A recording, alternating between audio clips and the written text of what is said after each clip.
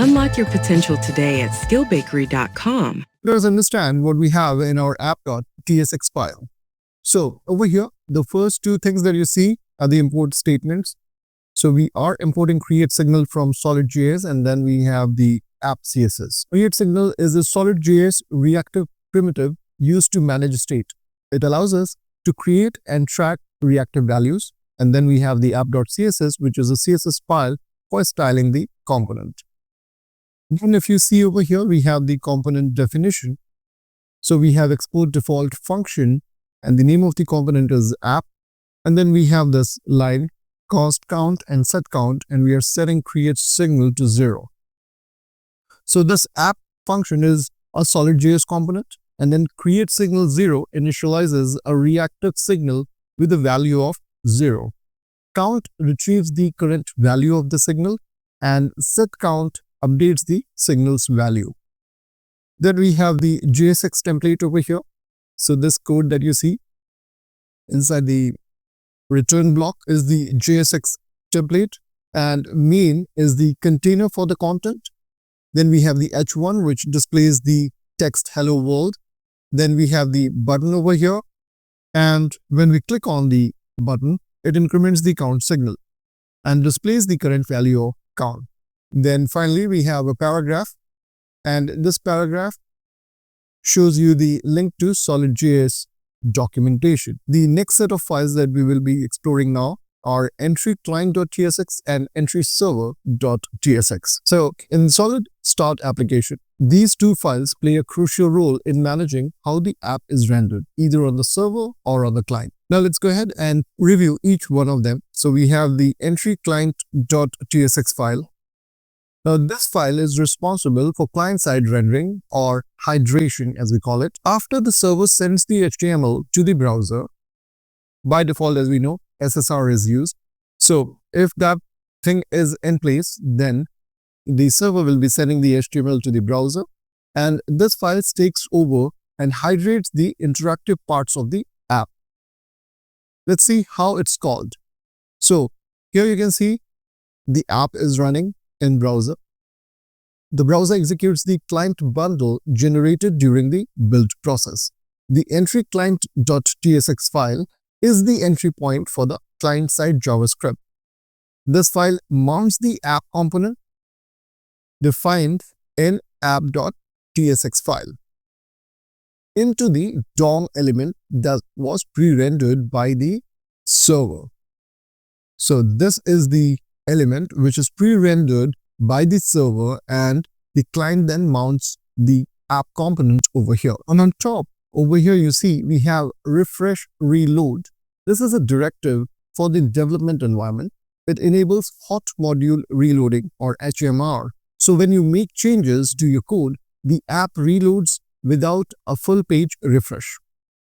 Then we have the import statement, which says mount and start client from solid.js start client. Mount is a function provided by SolidStart that handles mounting the application into the DOM, and start client is a SolidStart component that wraps the root of your application and enables client-side rendering. Now, mounting the app, as you can see over here, line number 4, mount start client, and then the div with the ID app. Now, the mount function mounts the application onto a DOM element, in this case, the element with the ID app. It also wires up client-side hydration, making the app interactive. The start client component bootstraps the application for the client side. It knows how to handle client-side routing and hydration for your SolidStart app. Then we have the document.getElementById app, which refers to the root element where the app is rendered. And this is defined over here in entry_server.tsx. Under body tag, you will notice we are having the div with the ID app, and here the children are rendered. So going back to the entry_client.tsx, this is what it does. So how it works in context. When the browser receives the server-rendered HTML, the div with the ID app is already populated with server-rendered content. The script associated with entry_client.tsx runs to hydrate the app. The mount function locates the hash app or the div with the ID app element in the DOM and it uses the start client component to reinitialize the app and connect client-side logic, for example, event listeners, routing, etc.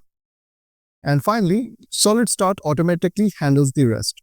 It ensures that the client and server states stay consistent, enables seamless client-side routing. Coming on to the entryserver.tsx file. This is used for server-side rendering, and it's responsible for rendering the app to static HTML on the server. So how it works? When a user requests a page in the browser, the server invokes entryserver.tsx to handle the request. Over here, you'll notice the createHandler method, and this createHandler function, which is imported from SolidStart server, processes the incoming request and generates the HTML response. Then we have to render the app, which we do using the start server. So the start server takes care of rendering the app component to HTML. The document property customizes the HTML structure. It includes the assets, which are links to styles, scripts, and other assets required for the app. Children, the rendered app component itself, and scripts, which means client-side scripts for hydration. So here, when we say children, that means the app.tsx file content will come over here. And then we have these scripts, which means client-side scripts that we might need to execute the application. The final out is HTML, including the server-rendered application. And this is sent to the client. And as mentioned, the client will then pick it up and it will find the div with the ID app and it will mount the start client on it. After the server response is loaded in the browser executes the JavaScript bundle starting with entryClient.tsx, and the mount function initializes the app in the DOM. Start client reuses the server rendered HTML and connects it with SolidJS reactivity system.